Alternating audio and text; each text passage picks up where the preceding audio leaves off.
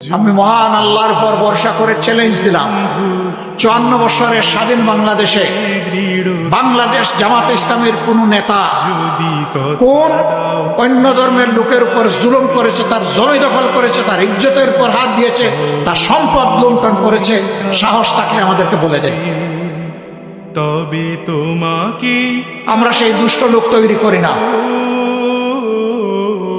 মহান আল্লাহ আমাদেরকে শিক্ষা দিয়েছেন, যেই দেশে মুসলমানরা সংখ্যাগরিষ্ঠ হবে সেই দেশে আল্লাহ বলতেছেন অন্য ধর্মের লোকদেরকে আমি তোমাদের কাছে আমানত রাখলাম, যদি তাদের অধিকার কেউ হরণ করে। আল্লাহর নবী বলছেন হাসরের দিন ওই মুসলিম নামের জালিমের বিরুদ্ধে আমার আল্লাহর দরবারে আমি হব বাদী, তার বিরুদ্ধে আমি করব মামলা দায়ের। আমরা আল্লাহ তাআলাকে ভয় করি,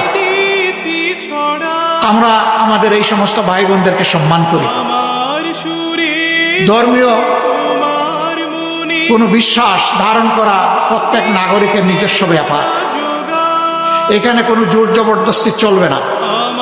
আমি যেমন পছন্দ করবো না আমার উপর কেউ তার ধর্ম চাপিয়ে দিই, আরেকজনও তেমন পছন্দ করবে না তার উপর আমার ধর্ম আমি চাপিয়ে দিই। এটা চাপাচাপির কোনো জায়গা নয়। তারা ইনশাআল্লাহ বাংলাদেশে নিরাপদ থাকবেন, যে বাংলাদেশ আল্লাহ যদি আমাদেরকে পরিচালনার তৌফিক দেন।